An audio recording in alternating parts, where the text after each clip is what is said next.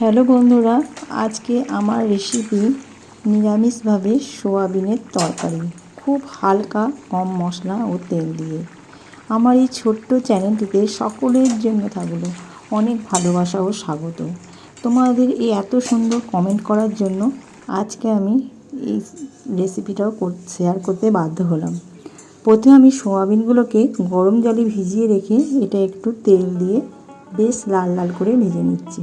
আর দেখিয়ে দিলাম একটু টমেটো আর আদা বাটা, বেশি কিছু নয়, আর একটু আলু, আর সাথে একটু অবশ্য জিরে আর ধনে বাটা দেবো।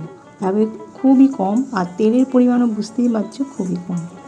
তাহলে সোয়াবিনগুলো প্রথমে আমি ভালো করে ভেজে নিয়ে থাকি,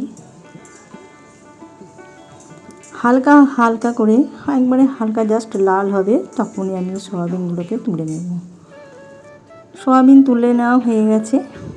এই তেলের মধ্যে আমি একটু তেল দিলাম, তেলের মধ্যে একটু দিয়ে দিলাম জিরে, আর দেবো একটা ছোট্ট দেখে তেজপাতা। মশলার পরিমাণ তোমরা দেখতে থাকো, খুবই কম। এই গরমের দিনে একবারে হালকা পাতলা সোয়াবিনের তরকারি।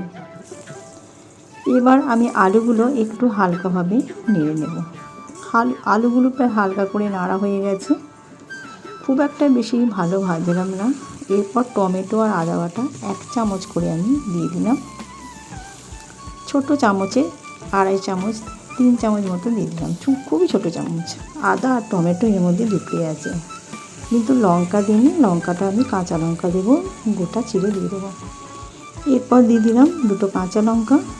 টমেটোটা একটু ভালো করে নেড়ে নিয়ে এরপর মশলা দেব। দিয়ে দিচ্ছি আমি একটু জিরে গুঁড়ো আর অল্প পরিমাণে একটু ধনে গুঁড়ো।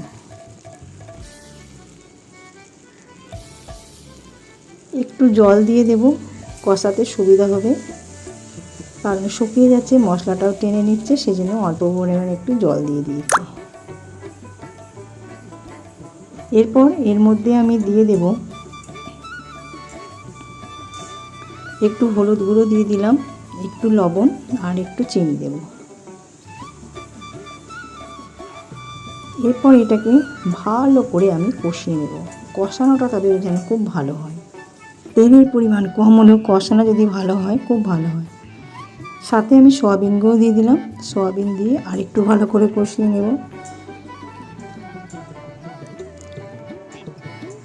সয়াবিন কষাতে কষাতে একটা কালার চলে আসবে, অন্য ধরনের কালার, পুরো চেঞ্জ হয়ে গেছে, বুঝতেই পারছো। এরপর আমি এর মধ্যে দিয়ে দেব পরিমাণ মতো জল। জলটা তোমরা তোমাদের পরিমাণ মতো দেবে। এরপর এটাকে বেশ ভালো করে আমি ঢাকা দিয়ে